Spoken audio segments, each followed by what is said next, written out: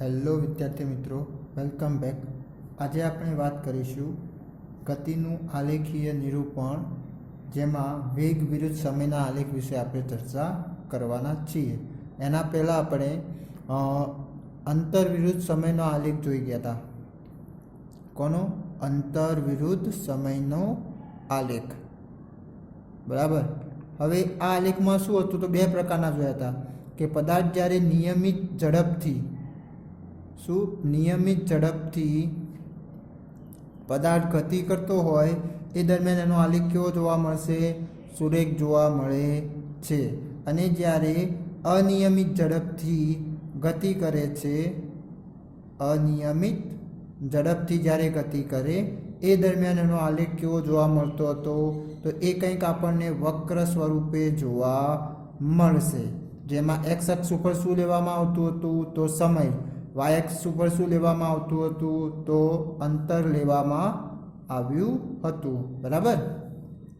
તો આપણે આ જોઈ ગયા હતા અંતર વિરુદ્ધ સમયના આલેખમાં. તો હવે એ જ રીતના વેગ વિરુદ્ધ સમયનો આલેખ હવે જોઈએ.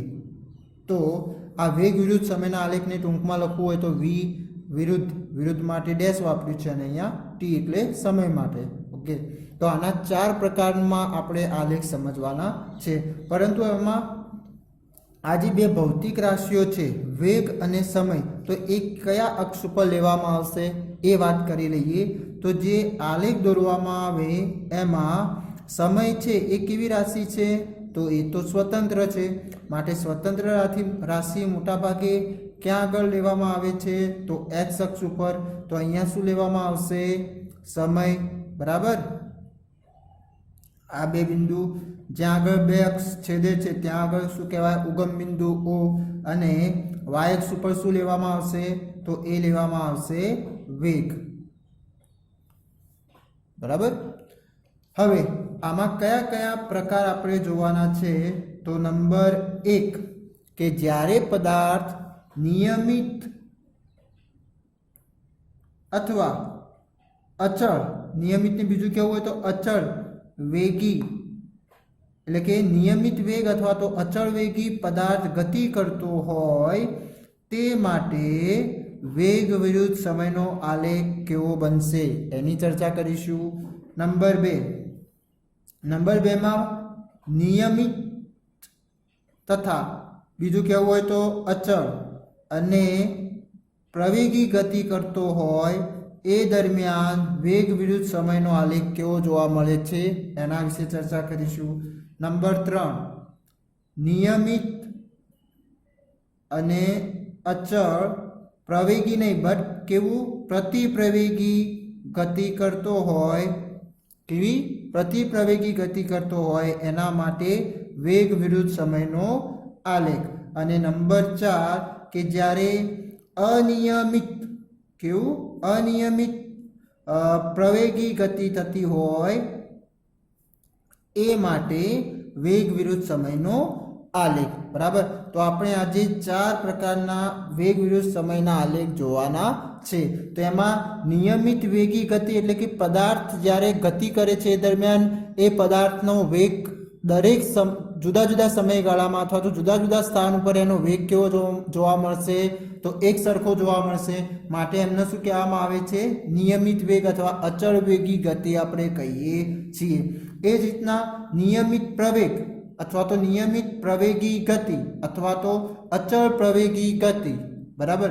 તો એ કોને કહેવામાં આવે? તો જુદા જુદા સમયગાળામાં અથવા તો જુદા જુદા સ્થાન ઉપર પદાર્થનો પ્રવેગ કેવો મળવો જોઈએ? ચોક્કસ મળવો જોઈએ, એક સરખો મળવો જોઈએ. તો એને શું કહેવામાં આવશે? નિયમિત. નિયમિતનો મતલબ જ શું થાય? એક સરખું. બરાબર.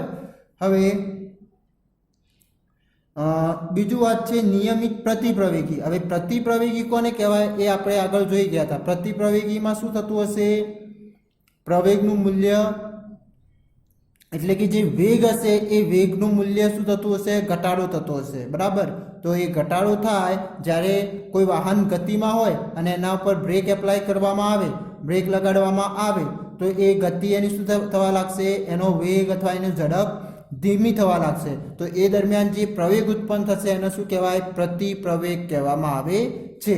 તો એ રીતના જ્યારે નિયમિત પ્રતિપ્રવેગ થતો હોય પદાર્થના અંદર ગતિ થતી હોય તો એ દરમિયાન વેગ વિરુદ્ધ સમયનો આલેખ કેવો મળશે એના વિશે ચર્ચા કરીશું. અને છેલ્લે અનિયમિત પ્રવેગી ગતિ માટે એનો આલેખ કેવો મળે એ પણ જોવાના છીએ. તો ચલો નંબર 1 વાત કરીએ. નિયમિત વેગી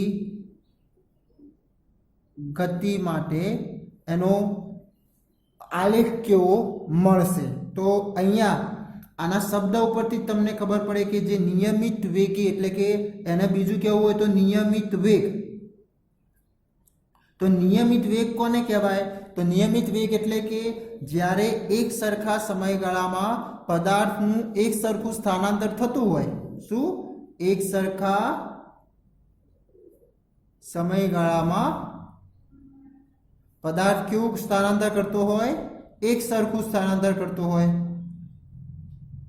એક સરખું સ્થાનાંતર કરતો હોય તો એ દરમિયાન જે વેગ ઉત્પન્ન થશે જે અલગ અલગ સ્થાન ઉપર તો એ કેવો થશે? આપણને એક અચળ વેગ મળશે. એક વેગનું મૂલ્ય કેવું મળશે? હરેક વખતે સમાન મળશે. માટે એને શું કહેવાય?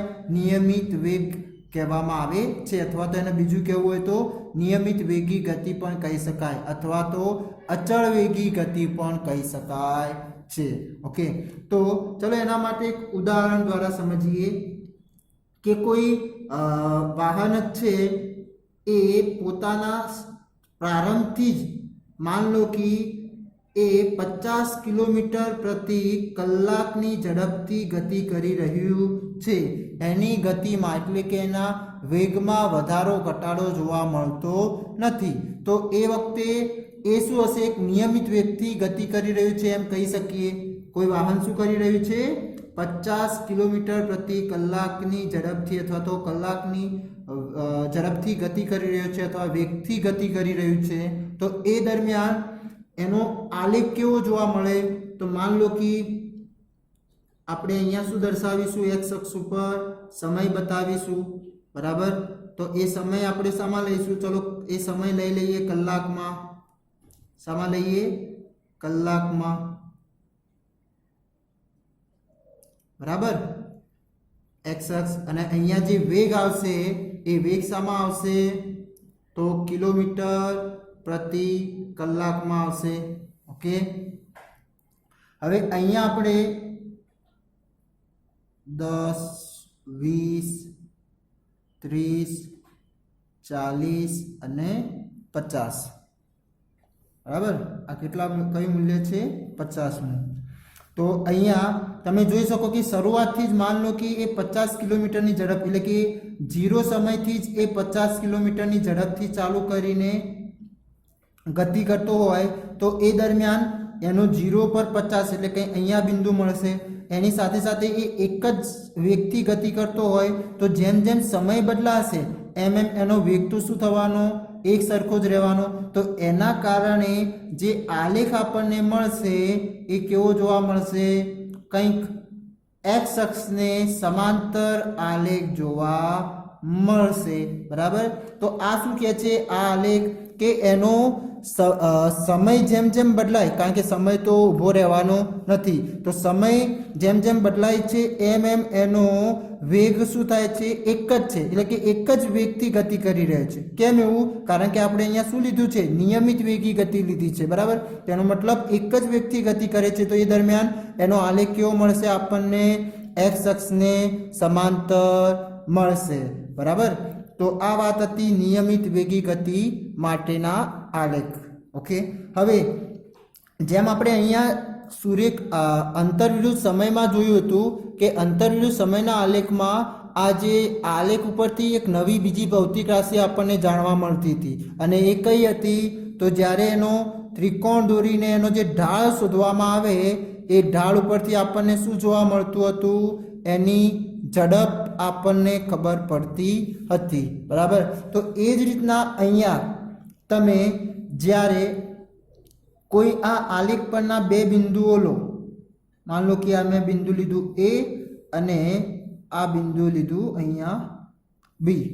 ઠીક છે, તો હવે આ AB બિંદુ દ્વારા જે એક્સ અક્ષ ઉપર જે ભાગ જે ઘેરાયેલો હોય એના દ્વારા આપણને એક ભૌતિક રાશિ અહીંયા જોવા મળશે.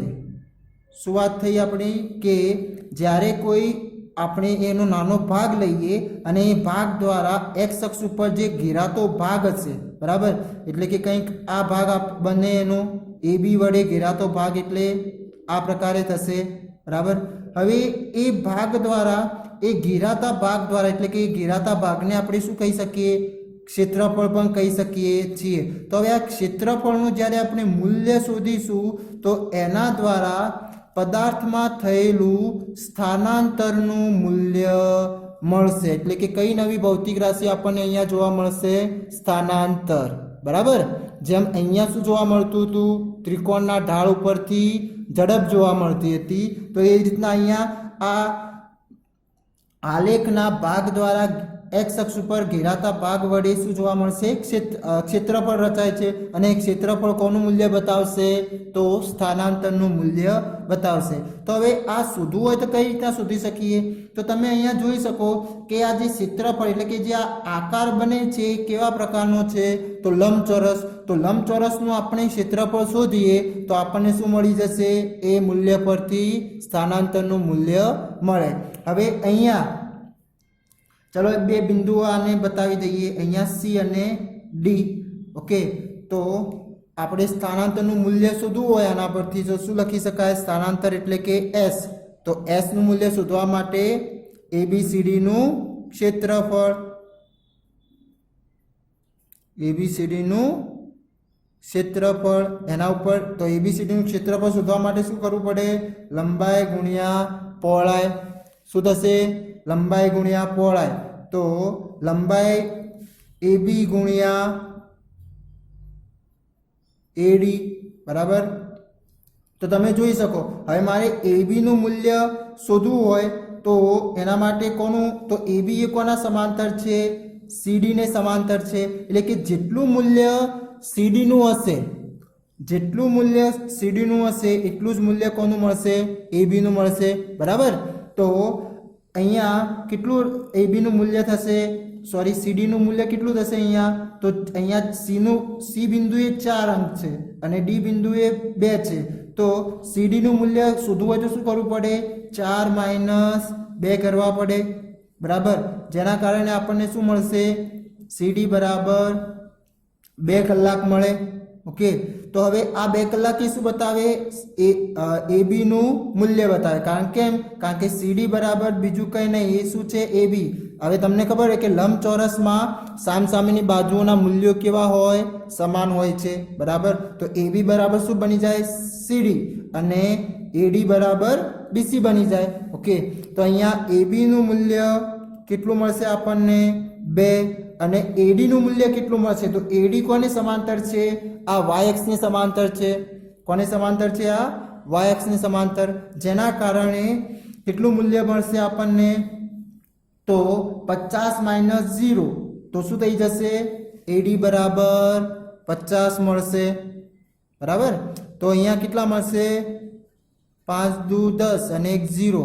તો આ સ્થાનાંતર છે. તો સ્થાનાંતર માટે એનો એકમ લેવો હોય તો અહીંયા કિલોમીટરમાં આપણે અંતર માપ્યા છે, કિલોમીટર પ્રતિ કલાક છે. તો અહીંયા શું થઈ જશે? અંતરનું એકમ શું બની જશે? અહીંયા કિલોમીટર. તો જે સ્થાનાંતરનું મૂલ્ય મળશે એ કેટલું મળશે? 100 કિલોમીટર. એટલે કે પદાર્થ એ થી બી આગળ ગયો તો એ દરમિયાન એને કેટલું અંતર કાપ્યું? તો 100 કિલોમીટર.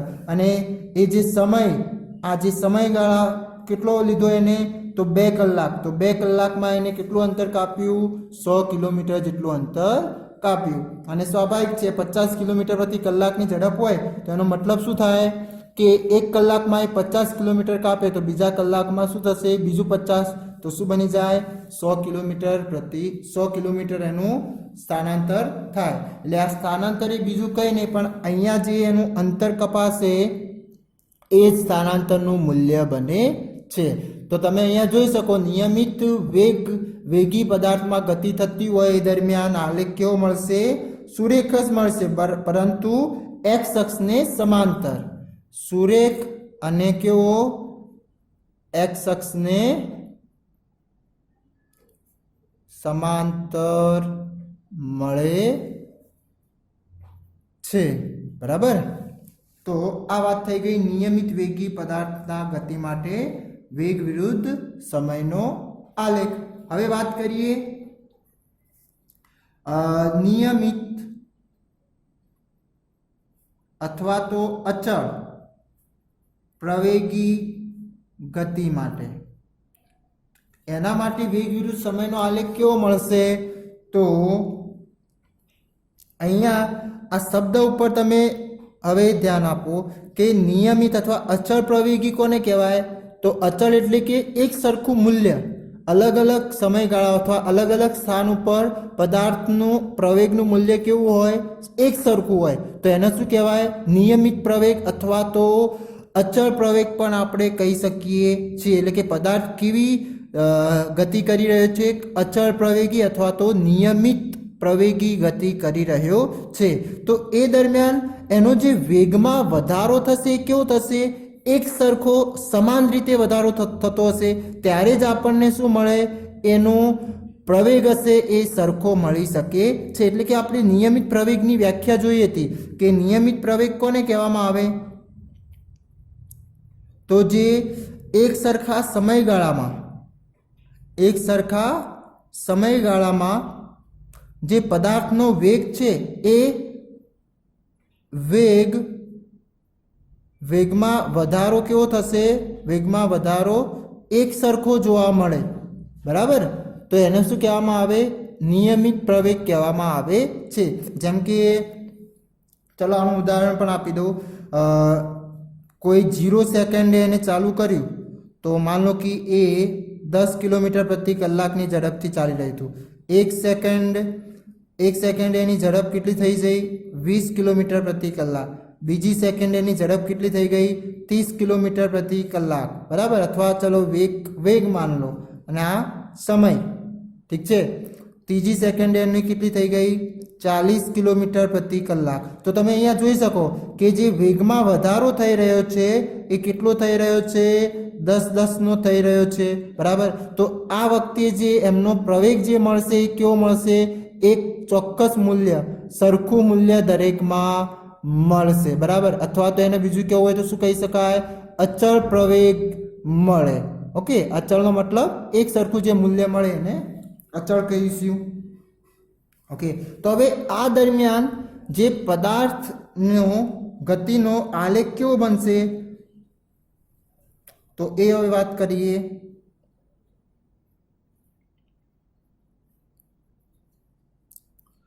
એક્સ અક્ષ, વાય અક્ષ, ઉગમ બિંદુ O, બરાબર। અહીંયા શું બતાવીશું? સમય, અને અહીંયા થઈ જશે વેગ v, બરાબર। તો જ્યારે પણ પદાર્થ નિયમિત અચળ પ્રવેગી ગતિ કરતો હોય એ દરમિયાન એનો આલેખ જે જોવા મળશે એ કંઈક તમને આ રીતના સુરેખ જોવા મળશે।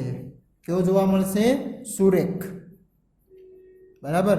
આ રીતના પણ ક્યારેક ક્યારેક જોવા મળે, અથવા તો ક્યારેક તમને ઉગમ બિંદુમાંથી ના દર્શાવતા આ પ્રમાણે પણ જોવા મળી શકે છે। અને જો વાય અક્ષ ઉપર વેગ લીધો હોય અને એક્સ અક્ષ ઉપર સમય લીધો હોય તો આ કોનો આલેખ બતાવે છે? તો નિયમિત અચળ પ્રવેગી ગતિનો આલેખ બતાવે છે, બરાબર। તો હવે આના ઉપરથી આપણે આ આલેખ પરથી બીજી કઈ ભૌતિક રાશિ શોધી શકીએ? તો અત્યારે એક જોઈએ આપણે કે વેગ વિરુદ્ધ સમયના આલેખ પરથી આપણે એક તો એનું સ્થાનાંતર શોધી શકીએ છીએ। તો હવે અહીંયા કઈ રીતના સ્થાનાંતર આપણે શોધી શકીએ? તો હવે એ જોઈએ। તો એના માટે આપણે શું કરશું? એક આલેખ પરનો નાનો ભાગ લઈ લઈએ। ચલો એને નામ આપી દઈએ AB, બરાબર। હવે એ AB દ્વારા જે એક્સ અક્ષ ઉપર જે બિંદુઓ મળતા હોય એ પણ, કારણ કે એને શું કરવું પડશે? એક્સ અક્ષ ઉપર પણ દર્શાવવા પડશે અને વાય અક્ષ ઉપર પણ દર્શાવવા પડશે। તો પહેલા વાત કરીએ એક્સ અક્ષ ઉપર। તો અહીંયા જે બિંદુ મળે છે કંઈક સમય છે, તો એના આપણે ધારી લઈએ T1, અને અહીંયા જે સમય મળે છે બી બિંદુ માટે કેટલો મળે છે t2 સમય મળે છે અને આ બિંદુઓને આપણે નામ આપી દઈએ a b અહીંયા c આપી દઈએ અને અહીંયા d ઓકે હવે તમે અહીંયા આપણે વાત કરી કે ભાઈ આ આલેખ દ્વારા ભાગ દ્વારા જે ઘેરાતું ક્ષેત્રફળ હશે અથવા તો રચાતું જે x અક્ષના કારણે રચાતું ક્ષેત્રફળ હોય શું બતાવે સ્થાનાંતર તો એ રીતના અહીંયા પણ તમે જોઈ શકો કે આના દ્વારા પણ ભાગ શું થઈ રહ્યો છે ઘેરાઈ રહ્યો છે x અક્ષ ઉપર તો આનું પૂરું જે ક્ષેત્રફળ મળશે એ શું મળશે આપણને એના દ્વારા a થી b સુધી કેટલું પદાર્થે સ્થાનાંતર કર્યું એનું મૂલ્ય આપણને મળશે બરાબર એની સાથે સાથે બીજું કે હવે આ એ બિંદુને આપણે આ બીસી રેખાખંડ પર લંબ રૂપે દર્શાવીએ તો કંઈક આપણને એક બિંદુ અહીંયા મળશે એટલે કે ડી બિંદુ આપણે એને દર્શાવી દઈએ તો તમે જોઈ શકો છો કે મારે હવે જો આ એ બી કયા ભાગનું એ બી ડી બિંદુ દર્શાવી દીધું તો આપણે અહીંયા ઈ બતાવી દઈએ એ બી પછી ઈ સી ડી તો આ આખા ભાગનું સ્થાનાંતર આપણે ક્ષેત્રફળ શોધીશું તો એના પરથી આપણને કોનું મૂલ્ય મળશે એના પદાર્થ દ્વારા થયેલ સ્થાનાંતર એટલે કે એ થી લઈને બી સુધી કેટલું સ્થાનાંતર થયું એનું મૂલ્ય મળશે એની સાથે સાથે આપણે આ એસ એટલે કે અંતરવિરુદ્ધ સમયના આલેખમાં જોયું હતું કે અહીંયા જે આ ત્રિકોણ દ્વારા જે ઢાળ બનતો હતો તો એ ઢાળ પરથી કોનું મૂલ્ય મળતું હતું ઝડપ તો તમે અહીંયા આ જે નિયમિત ઝડપમાં જે સુરેખ આપણને આલેખ મળતો હતો એ જ રીતના અહીંયા કોનો આલેખ મળે છે નિયમિત પ્રવેગી ગતિ માટેનો સુરેખ આલેખ મળે છે ઓકે તો હવે એના દ્વારા આપણે આ ત્રિકોણનું મૂલ્ય શોધીએ એટલે કે એ બીનું મૂલ્ય શોધીએ તો એ કોનું મૂલ્ય બતાવશે અથવા એ બી ઢાળ એ કોનું મૂલ્ય બતાવશે તો હવે તમે જોઈ શકો કે બીઈ તો બીઈનું મૂલ્ય એ કોના જેટલું થશે તો એને ક્યાં આગળ દર્શાવવું પડશે વેગ વાયએક્સ ઉપર દર્શાવીએ તો એ જેટલું મૂલ્ય અહીંયા બનતું હશે એટલું જ કોનું હશે બીઈનું હશે તો અહીંયા આપણે ધારી લઈએ કે વેગ છે ને તો v1 કયો v1 અને અહીંયા ધારી લઈએ v2 બરાબર તો બીઈનું મૂલ્ય કેટલું મળે અહીંયા આપણને તો બીઈ બરાબર v2 માઇનસ v1 એટલે કે v2 માંથી v1 માઇનસ કરો એટલું મૂલ્ય તમને એ બીઈનું મળશે એની સાથે સાથે એઈનું મૂલ્ય કેટલું મળે તો એઈનું મૂલ્ય એટલે કે શું કરવું પડશે અને ઈમાંથી એ માઇનસ કરવો પડશે એટલે કે t2 માંથી t1 માઇનસ કરો એટલું મૂલ્ય આપણને મળશે ઓકે તો હવે આ બંનેનો ભાગાકાર કરીએ તો ભાગાકારથી આપણને શું મળશે તો આ શું બતાવે ઉપર વેગ અને નીચે શું બતાવે છે સમય બરાબર તો વેગ ભાગ્યા સમય એ કોનું સૂત્ર હતું તો એ હતું પ્રવેગનું સૂત્ર કોનું સૂત્ર પ્રવેગ તો આ એ બી એ કોનું મૂલ્ય બતાવે છે પ્રવેગનું મૂલ્ય બતાવશે તો જ્યારે પણ વેગ વિરુદ્ધ સમયનો આલેખ હોય તો એના દ્વારા જે ઢાળ મળતો હોય એ ઢાળ કોનું મૂલ્ય બતાવશે પ્રવેગનું મૂલ્ય અને જે ક્ષેત્રફળ રચાતું હોય એ ક્ષેત્રફળ દ્વારા કોનું મૂલ્ય મળશે આપણને તો એ પદાર્થનું જે એ થી બી બિંદુએ સ્થાનાંતર થયું એનું મૂલ્ય મળશે તો વેગ વિરુદ્ધ સમયના આલેખ પરથી આપણને બે ભૌતિક રાશિઓના મૂલ્યો જાણકારી મળે છે ઓકે હવે મારે આનું સ્થાનાંતર શોધવું હોય તો એનું ક્ષેત્રફળ કઈ રીતના શોધી શકીએ તો તમે જોઈ શકો કે અહીંયા બે ભાગ પડે આ ક્ષેત્રફળ માટે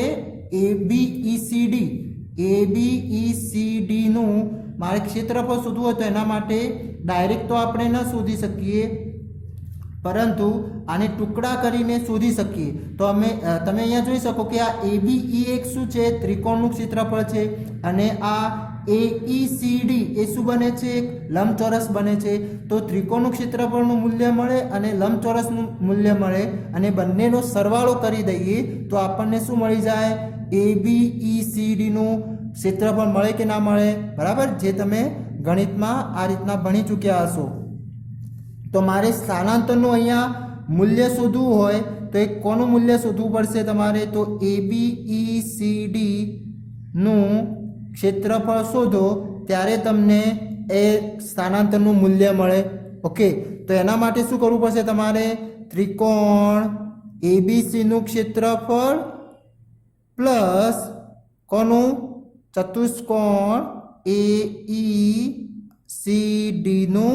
ક્ષેત્રફળ. બરાબર.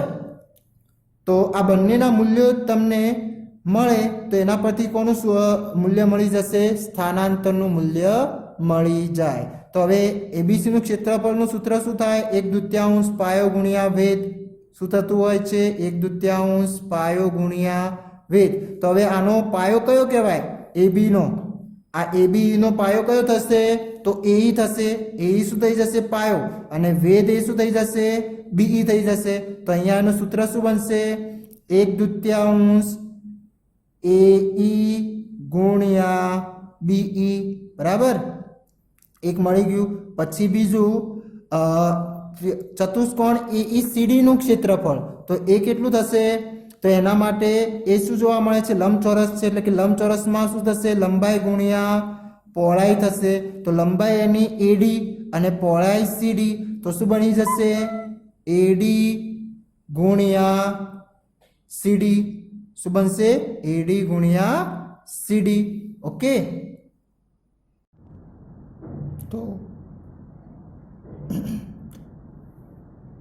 સ્થાનાંતરનું મૂલ્ય તો કેટલું થઈ જશે અહીંયા? તો એના માટે ત્રિકોણ એબીસીનું ક્ષેત્રફળ એટલે કે 1/2 એ ગુણ્યા બી જે મૂલ્ય મળે એ અહીંયા રાખશો અને જે મળે એ વત્તા એડી ગુણ્યા સીડી. તો એ પૂરું જે સરવાળો થઈને શું મળશે આપણને? આ એથી લઈને બી સુધીના પદાર્થે કેટલું સ્થાનાંતર કર્યું એનું મૂલ્ય મળી જશે. અને એની સાથે સાથે જે ઢાળ શોધવામાં આવે છે એ કોનું મૂલ્ય બતાવે છે? તો એથી બી પદાર્થનો પ્રવેગ કેટલો હશે. અને પ્રવેગનું મૂલ્ય શું હશે? સરખું જ જોવા મળશે દરેક વખતે. દરેક બિંદુ આગળ કેવું જોવા મળશે? સરખું જોવા મળશે. હવે આપણે વાત કરીએ નંબર 3, નિયમિત પરંતુ કેવી? પ્રતિપ્રવેગી ગતિ. તો નિયમિત પ્રતિપ્રવેગી ગતિ કેવી હોય? તો પ્રતિપ્રવેગનો મેં તમને અર્થ સમજાવ્યો હતો. પ્રતિપ્રવેગ એટલે શું?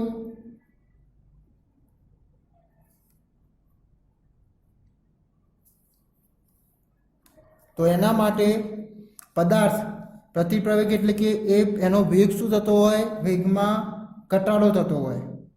પ્રતિપ્રવેગ એટલે વેગમાં જે ઘટાડો થતો હોય એ દરમિયાન શું જોવા મળશે? પ્રવેગ ખરો પરંતુ કેવો? પ્રતિપ્રવેગ જોવા મળે છે. બરાબર, એના વેગમાં જે ઘટાડો થાય છે એને શું કહેવામાં આવે છે? પ્રતિપ્રવેગ કહેવામાં આવશે. બરાબર. તો હવે આ પ્રતિપ્રવેગ પણ કેવો? નિયમિત રીતે, એટલે કે એક ચોક્કસ મૂલ્યથી એ ઘટાડો થઈ રહ્યો હોય. ઓકે, તો સરખા મૂલ્યથી એનો ઘટાડો થઈ રહ્યો વેગમાં, તો એ શું થશે? એ વખતે જે પ્રવેગ મળશે એ કેવો મળશે? એક મૂલ્ય સરખું મળશે. અને એના કારણે શું કીધું છે? નિયમિત પ્રતિપ્રવેગની ગતિ કહી શકાય છે. તો એ દરમિયાન વેગમાં પદાર્થના વેગમાં શું થઈ રહ્યો છે? ઘટાડો થઈ રહ્યો છે. તો હવે એના માટે જે આલેખ મળશે એ કેવો મળી શકે? તો એના માટે કંઈક આ રીતનો તમને આલેખ જોવા મળશે. બરાબર, અહીંયા શું બતાવવામાં આવશે? વેગ. અહીંયા શું આવશે? સમય. બરાબર, તો એનો મતલબ કે કંઈક 0 સમયે કંઈક એનો વેગ હોય છે. બરાબર, અને અહીંયા ટી સમયે એનો વેગ કેટલો થઈ જાય છે? ટી બરાબર ટી સમય, અથવા તો ચલો T1 લઈ લઈએ. તો ટી બરાબર T1 સમયે એનો વેગ ઘટીને 0 થઈ જાય છે. તો માટે એનો કેવો મળશે? આમ નીચે ઉતરતો આલેખ જોવા મળશે. બરાબર, જેમ આમાં કેવો જોવા મળતો હતો? એમાં વેગમાં વધારો થાય છે માટે એ ઉપર જતો હોય એમ જોવા મળે. અને આમાં શું થશે? કંઈક પહેલા એનો વેગ હતો, હવે વેગમાં શું થઈ રહ્યો છે? ઘટાડો. એટલે જેમ જેમ સમય વધે એમ એમ એના વેગમાં શું થતો જશે? ઘટાડો થતો જાય. માટે એનો આલેખ આમ નીચે નીચે ઉતરતો હોય એવો જોવા મળે છે. ઓકે, તો આ વાત હતી નિયમિત પ્રતિપ્રવેગના આલેખ. તો આ પ્રકારનો આલેખ જોવા મળે તો એ કેવો હશે? નિયમિત પ્રતિપ્રવેગ ગતિ માટે વેગ વિરુદ્ધ સમયનો આલેખ. હવે અહીંયા તમારે પ્રવેગ શોધવો હોય તો એના માટે ત્રિકોણ કઈ રીતના બનશે? અંદરની બાજુએ બને, બરાબર. તો માન લઈએ અહીંયા એ અને બી, એ અને બી, તો હવે અને અહીંયા સી, તો અહીંયા એ બી નું મૂલ્ય શું બતાવશે? પ્રવેગ બતાવશે. એટલે કે આ જે ઢાળ છે એ બી એ શું બતાવશે? પ્રવેગ, બરાબર. એની સાથે સાથે આ એ બી નો જે ઘેરાતો ભાગ હશે એ શું બની જશે? એ થી બી સુધી કેટલું સ્થળાંતર થયું એ તમને મૂલ્ય બતાવશે, બરાબર. હવે આ એ બી નું મૂલ્ય બીસી નું મૂલ્ય શોધવું હોય તો શું કરવાનું? તો બી બિંદુને વાયએક્સ ઉપર દર્શાવવાનું અને સી બિંદુ, તો એ બીસી વાયએક્સ ને સમાંતર થાય તો અહીંયા જે મૂલ્ય હશે એના જેટલું શું થશે? બીસી નું મૂલ્ય થશે. એ રીતના સી ના મૂલ્ય માટે તો એ પણ સી અને એને એક્સ અક્ષ ઉપર દર્શાવીશું તો જેટલું મૂલ્ય અહીંયા બનશે એટલું જ મૂલ્ય કોનું હશે? સી નું બનશે, બરાબર. હવે વાત કરીએ નંબર 4, અનિયમિત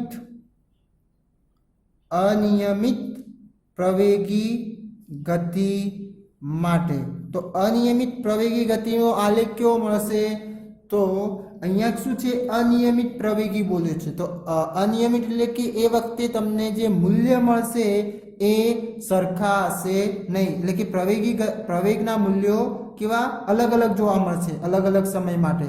તો હવે એ દરમિયાન જે એનો આલેખ બનશે વેગ વિરુદ્ધ સમયનો એ કંઈક તમને આડાઅવળો જોવા મળશે. એટલે કે કંઈક આ પ્રકારે જોવા મળી શકે છે, બરાબર. તો આવો જે આલેખ હશે એ શું બતાવે છે? તો વેગ વિરુદ્ધ અહીંયા શું આવશે? સમય અને વેગ, બરાબર. તો આ આલેખ કોનો છે? તો અનિયમિત પ્રવેગી ગતિ જ્યારે પદાર્થ કરતો હોય ત્યારે તમને આ પ્રકારે આલેખ જોવા મળશે. એટલે કે ક્યારેક ક્યારેક એનો વેગ શું થતો હોય? વધતો હોય, તો ક્યારેક એનો વેગ ઘટી જતો હોય. તો એ દરમિયાન પ્રવેગમાં પણ વધારો થશે અને વેગમાં અહીંયા વેગ ઘટે છે તો એમાં શું ઉત્પન્ન થતું હોય? તે વખતે પ્રતિપ્રવેગ. ફરીથી અહીંયા વેગ વધી રહ્યો છે, તમે જોઈ શકો. સમય જેમ જેમ સમય વધે એમ વેગમાં શું થતું જાય? વધારો થાય. ફરી પાછું આ બિંદુથી નીચે આવે તો એમાં વેગમાં ઘટાડો થાય તો ત્યાં આગળ પ્રતિપ્રવેગ. તો આમ વધારો ઘટાડો એટલે અલગ અલગ મૂલ્ય અહીંયા જોવા મળશે. તો આવો જે આલેખ હોય એને શું કહેવામાં આવશે? અનિયમિત પ્રવેગી ગતિ માટે વેગ વિરુદ્ધ સમયનો આલેખ.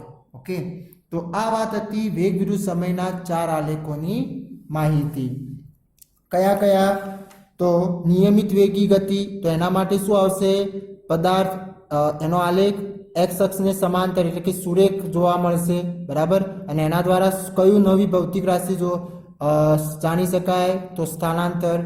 નંબર 2, નિયમિત અચળ પ્રવેગી ગતિ, તો એ કેવી મળશે? તો એ આપણને સુરેખ મળશે, જોવા મળશે. સુરેખ ગતિ કરતો હોય એટલે કે સુરેખ મળશે, બરાબર. અથવા તો તમને ક્યારેક ક્યારેક આ પ્રકારે પણ જોવા મળે છે. તો એના દ્વારા એને કેવો કહેવાશે? તો નિયમિત અચળ પ્રવેગી ગતિ માટેનો વેગ વિરુદ્ધ સમયનો આલેખ. હવે આવનારથી રચાતું જે ક્ષેત્રફળ હશે એક્સ અક્ષ ઉપર, કોના ઉપર? એક્સ અક્ષ ઉપર, તો એના દ્વારા શું મળશે આપણને? પદાર્થનું સ્થાનાંતર. અને જે ત્રિકોણ દ્વારા જે ઢાળ છે એ બી જે ઢાળનું મૂલ્ય મળે છે એ શાનું મૂલ્ય બતાવશે? પ્રવેગનું મૂલ્ય બતાવશે. અને કઈ રીતના શોધાય છે એ તમે અહીંયા જોઈ શકો છો. અને ક્ષેત્રફળ શોધવા માટે અહીંયા અલગ અલગ ટુકડા કરીને એનું ક્ષેત્રફળ પણ શોધી શકાય છે. અને બીજા 2 કયા હતા? તો નિયમિત પ્રતિપ્રવેગી ગતિ, તો એના માટે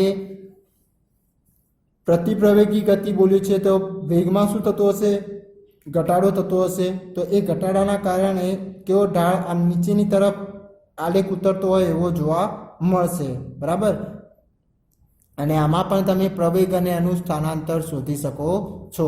અને એની સાથે સાથે અનિયમિત પ્રવેગી ગતિ, તો અનિયમિત પ્રવેગી ગતિ માટે શું હશે? એનો આલેખ આડાઅવળો હશે, એટલે કે એક ઝિગઝેગ ફોર્મમાં તમને જોવા મળશે, બરાબર. તો આ વાત હતી વેગ વિરુદ્ધ સમયના આલેખ માટે. ઠીક છે, થેન્ક યુ.